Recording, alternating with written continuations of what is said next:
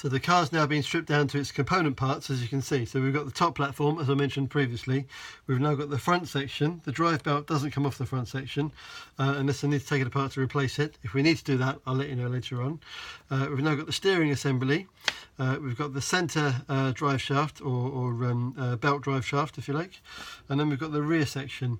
And the rear section is the spur gear, a second drive gear, and a rear differential that goes out to the drive shafts.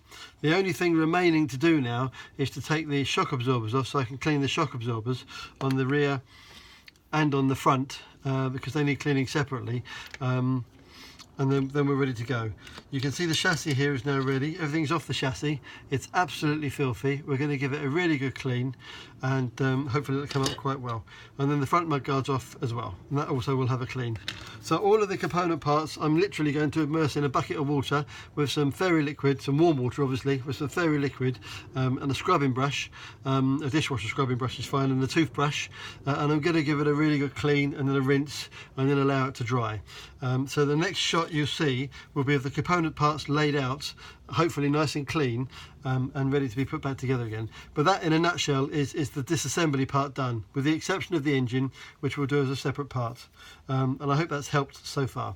So just to recap then, the parts that we've got to throw away now, which I'm not going to use again, are quite simply the battery holder. I'm not even going to try. The battery retaining clip, some cable ties from the exhaust and the exhaust mount or bracket, the four wheels. The wheels actually don't look too bad. They look like they'll clean up quite well, but the tyres are absolutely knackered. So we're just going to bin the whole lot of those, all four of those. They can all go. The aerial for the receiver has also gone, along with the aerial holder has also gone. So all that lot's going to go into the bin now. The only other thing is the foam out of the air filter, which is also going to go in the bin. As you can see, that's pretty dodged, to be honest with you. We're going to get rid of all that. Give everything a really good clean up and a scrub, and then we'll come back with a clean bench for reassembly. So that ends part one of the video. The second part will be the reassembly. So thank you for watching so far. Thank you.